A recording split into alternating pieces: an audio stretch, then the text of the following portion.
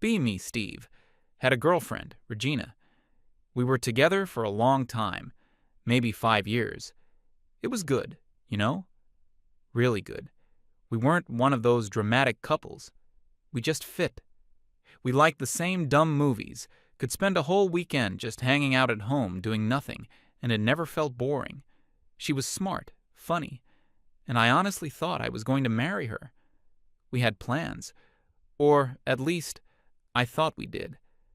Talked about getting a bigger place, maybe getting a dog, all the normal stuff you talk about when you see a future with someone. I felt like the luckiest guy in the world. She was my best friend. Then, sometime last year, things started to change. It wasn't a big sudden thing. It was slow, like a leak you don't notice until the carpet is soaked. She started spending a lot more time online, on these specific forums and social media groups. At first, I didn't think anything of it. Everyone has their hobbies.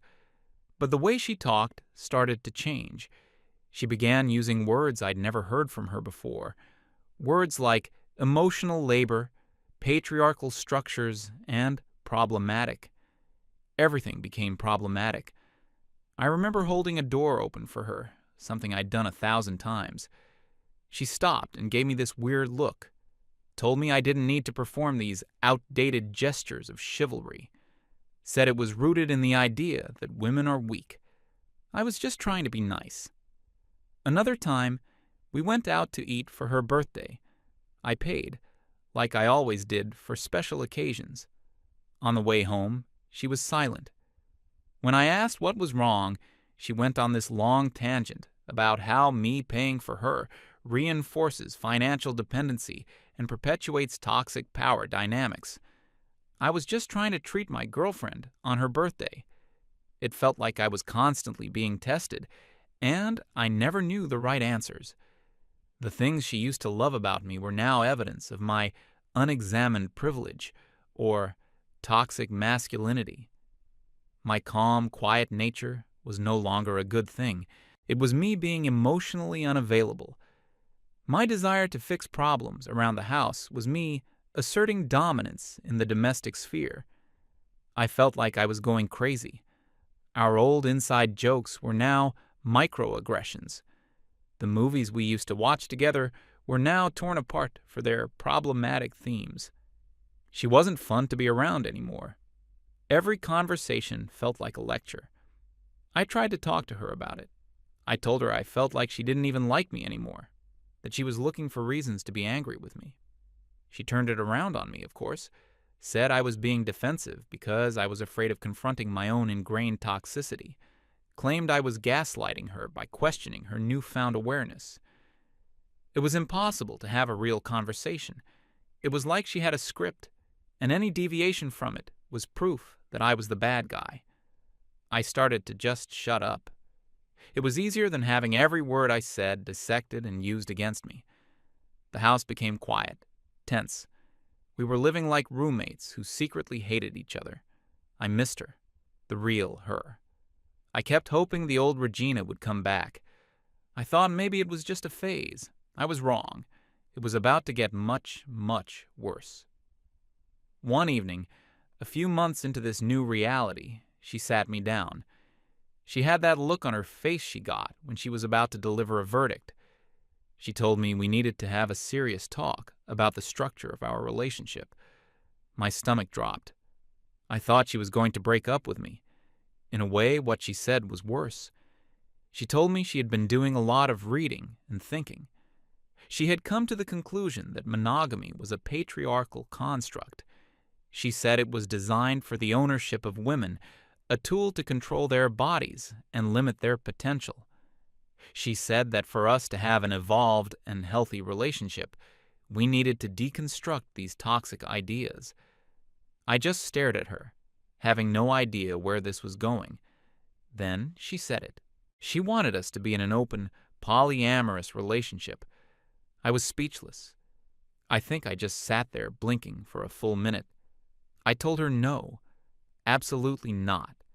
I told her I believed in commitment, in building a life with one person. That wasn't some toxic idea. It was what I wanted. She shook her head, looking at me with this pitying expression, like I was a child who didn't understand. She explained that my reaction was textbook male possessiveness, that my fear was rooted in ego and insecurity. She insisted this wasn't about wanting to be with other people, but about liberating our relationship from oppressive social norms. It was the most insane, detached, academic-sounding breakup speech I'd ever heard. Except she wasn't breaking up with me. She was changing all the rules and framing it as an act of enlightenment. We argued for what felt like hours. Every point I made, she had a prepackaged counter-argument for. My love for her was possessiveness. My desire for loyalty was insecurity. My vision for our future was a monogamous prison. Finally, she laid down the ultimatum.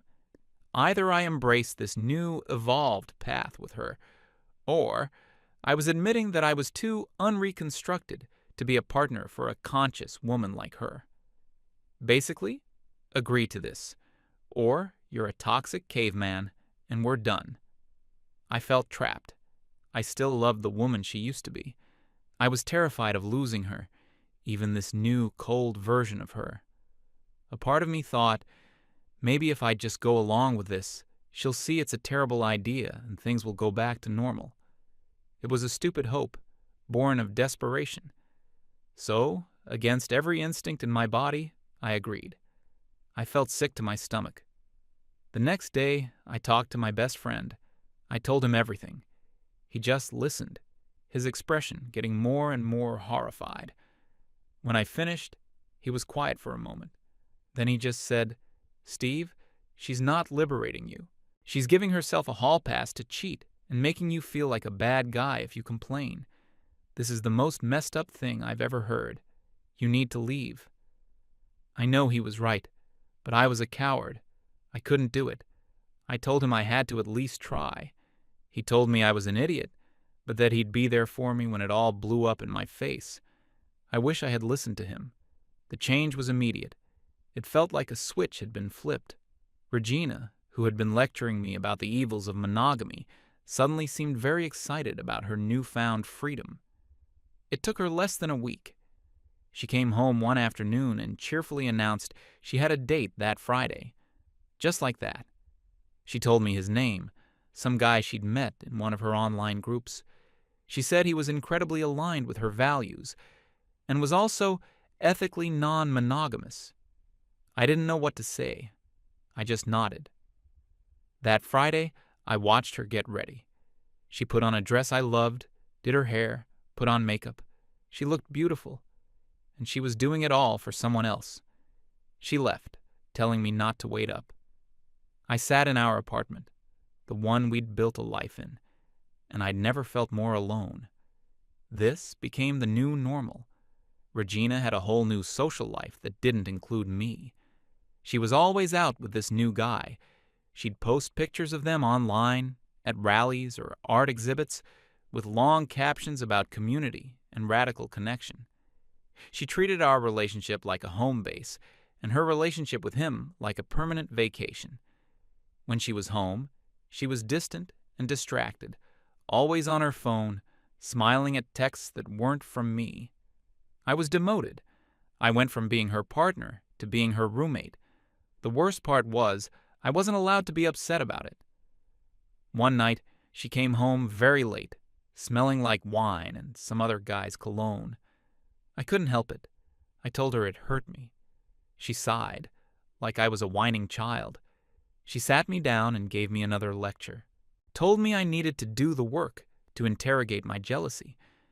She said my feelings were my own responsibility, and that it was unfair of me to put my emotional baggage on her. She made me feel like my pain was a personal failing, so I stopped talking about it. I just swallowed it. I felt myself shutting down, becoming numb. I was a ghost in my own life. Regina had a younger sister, Ava. They were very different. Where Regina was intense and ideological, Ava was calm, down to earth, and kind of goofy. I'd always gotten along with her. She never seemed to buy into Regina's new personality. I remember being at a family dinner with them a while back. Regina was dominating the conversation, talking about her polyamory and how it was a form of feminist praxis. Her parents looked confused and uncomfortable. I was just sitting there, trying to be invisible. I saw Ava looking at me from across the table with this sad, knowing look in her eyes. Later, while Regina was holding court in the living room, Ava found me in the kitchen. She just came up to me and quietly asked, "Hey, are you doing okay?" It was such a simple question, but no one had asked me that in months. My throat got tight. I think she saw the answer in my face. I just said, "It's been rough." She nodded. "What she's doing is not right, Steve. It's not progressive. It's just cruel."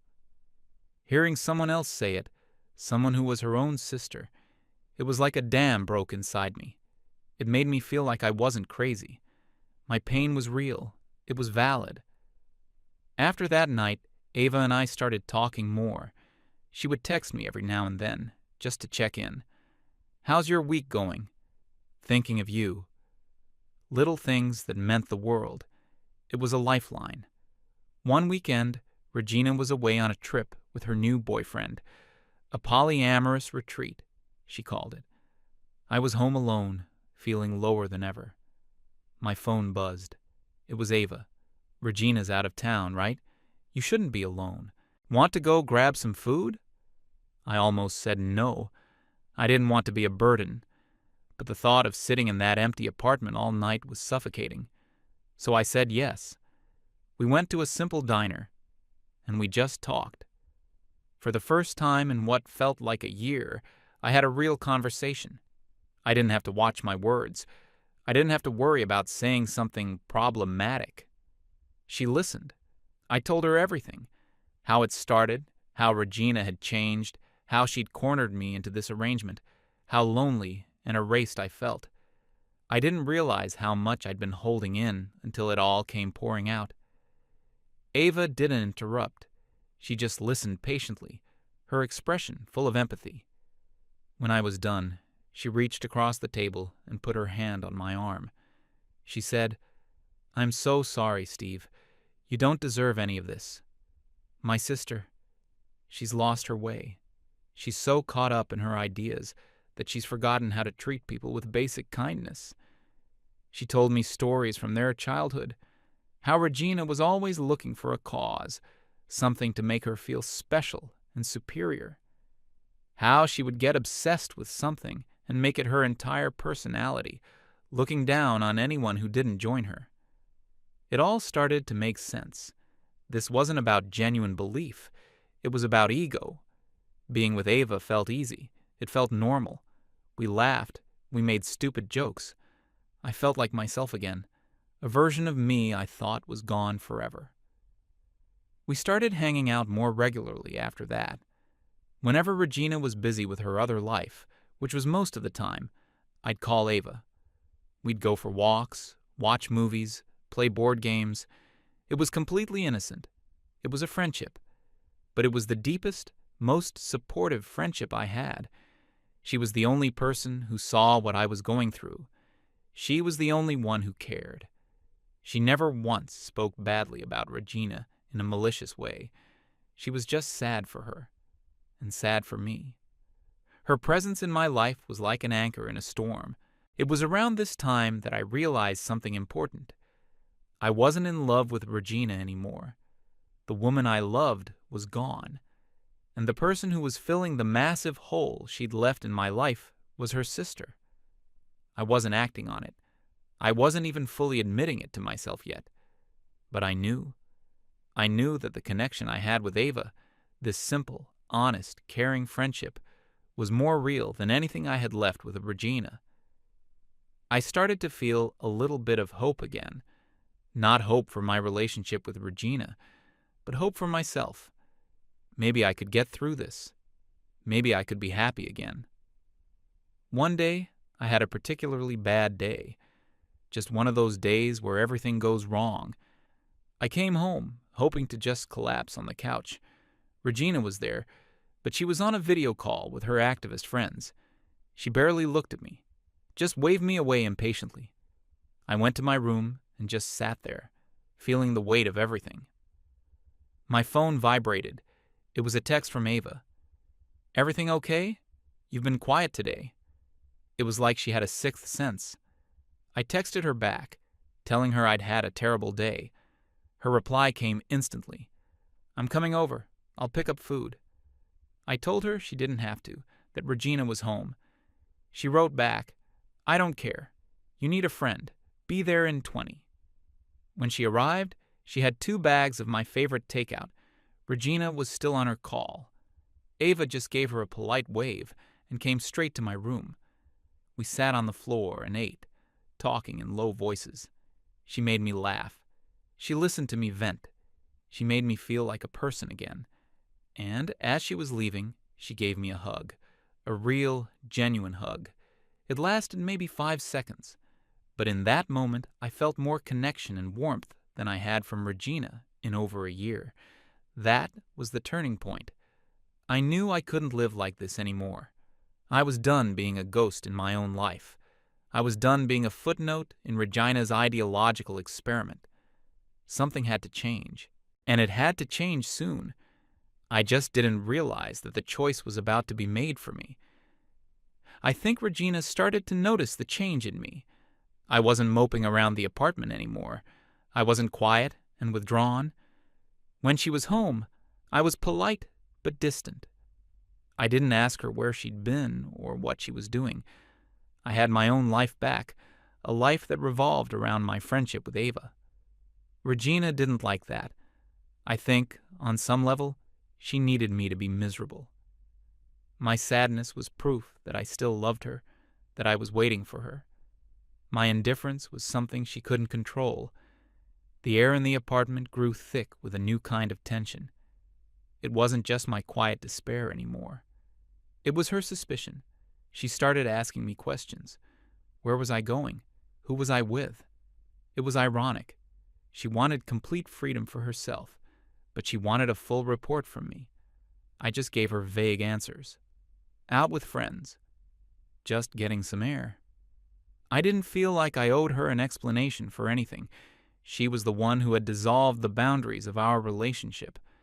I was just living in the new world she'd created. The final explosion happened on a Saturday. Regina was supposed to be out all day at some workshop. Ava came over. We were planning to just watch a movie marathon, something dumb and fun. We weren't doing anything wrong. We were sitting on opposite ends of the couch, eating pizza out of the box, and laughing at a terrible action movie from the 90s. It was the most relaxed and happy I had felt in our apartment in over a year. And then the front door opened. It was Regina. Her workshop had ended early. She stopped dead in the doorway, staring at the scene. Me, Ava, pizza, laughing. For a second, nobody moved. The smile on Ava's face faded. I saw a flicker of confusion in Regina's eyes, and then it was replaced by something dark, something I hadn't seen in a very long time. Pure, undiluted jealousy. She didn't say anything to Ava. She just looked at me. Her voice was quiet, but it was shaking with rage. "What is she doing here?" Ava started to get up, looking uncomfortable. "Regina, we were just watching a movie." Regina ignored her completely. Her eyes were locked on me. "I asked you a question, Steve." I stood up. I wasn't going to let her talk to Ava like that. "She's my friend. We're hanging out." She let out this short, sharp laugh. It was a nasty sound. "Your friend? You're hanging out with my sister? Behind my back?" Ava stepped forward. "Regina, that's not fair. You were out. We weren't hiding anything." "You stay out of this," Regina snapped at her. "This is between me and my boyfriend." The word boyfriend sounded so absurd coming from her lips. I looked at her. Her whole enlightened, progressive persona had vanished. This was the old Regina, the insecure, possessive one she claimed to have deconstructed. I told Ava that maybe it was best if she left, that I would handle it. She looked worried, but she nodded and quickly gathered her things. She gave me a quick, concerned glance and then she was gone. The moment the door closed, Regina turned on me. Her face was twisted with fury. "How could you?" she screamed. "With my own sister, in our home!" She was pacing back and forth, vibrating with anger. "Are you sleeping with her? Tell me the truth." And that was it. That was the moment everything snapped into focus for me. The sheer, staggering hypocrisy of it all. I didn't yell. I didn't raise my voice. I just felt this strange, cold calm wash over me. I had no more fear. I had no more desperation. I was just done. "No, Regina," I said, my voice perfectly level. "We're not. We're friends. She's been my friend when I had no one else." "Friends? Do you think I'm stupid? I see the way you look at her. I see the way you text all the time. You betrayed me." I just looked at her. I let her words hang in the air. Betrayal. It was the richest thing I'd ever heard. I waited for her to stop yelling, to run out of breath. When she finally paused, staring at me with hate-filled eyes, I began to speak, and I calmly and quietly took her entire world apart. "You want to talk about betrayal, Regina? Let's talk about betrayal." She opened her mouth to interrupt, but I kept going, my voice never rising. "You were the one who decided monogamy was a prison. You were the one who came to me and said our relationship was a patriarchal construct that needed to be dismantled. I took a step closer.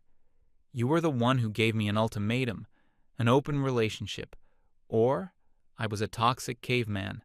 I didn't want this. I begged you not to do this, but you didn't care what I wanted."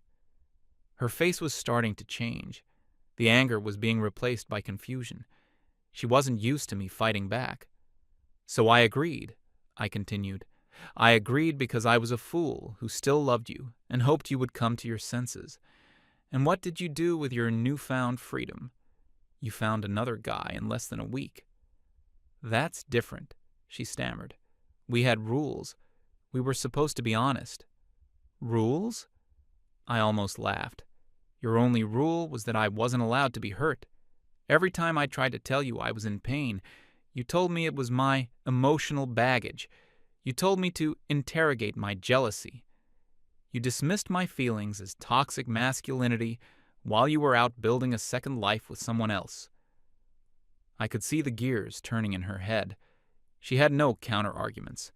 I was using her own words, her own logic, and throwing it right back in her face. "I was alone, Regina. I was completely and utterly alone in the relationship you designed. I was miserable, and you didn't care. You were too busy being evolved." "And then there was Ava," I said, my voice softening just a little. "Your sister. The only person in the world who looked at me and asked if I was okay. The only person who saw me as a human being and not as an ideological project." Tears were welling up in her eyes now, but they weren't tears of sadness. They were tears of frustration. She was losing. She listened to me. She supported me. She reminded me what it felt like to have a real, genuine connection with someone. The kind of connection you and I used to have before you traded it all in for a bunch of trendy words and a hall pass. I stopped, standing right in front of her. "You don't get to be angry, Regina. You don't get to stand here and scream about betrayal. You set the house on fire, but you're mad at me for finding my way out of the smoke. You made the rules. I just finally started playing by them." She was speechless. She just stared at me, her mouth slightly open. The entire foundation of her moral high ground had crumbled into dust, and in that moment of silence, I delivered the final blow. "So, to answer your question," I said, my voice clear and steady. "No, I'm not sleeping with your sister, but I am in love with her." The color drained from her face. "And I'm done here," I said. "I'm done with this experiment. I'm done with you." I turned around and walked into our bedroom. I pulled out a suitcase and started packing my things. She followed me, stumbling. "Steve, wait," she pleaded. "We can fix this. We can go back. We can close the relationship. It was a mistake." I didn't even look at her. "It's too late, Regina. You showed me who you are, and worse, you showed me who I am without you, and I like that person a lot more. I packed my clothes, my books, the few things in that apartment that still felt like they belonged to me. She just stood in the doorway, crying. It was a pathetic sight. All her strength, all her ideological certainty had evaporated. She was just a girl who had made a terrible, selfish mistake and couldn't undo it. When I was done, I walked to the front door. I paused with my hand on the knob. I looked back at her one last time. You wanted to deconstruct our relationship, I said. Congratulations. You succeeded. And then I walked out and closed the door behind me. I didn't have a plan. I just got in my car and drove.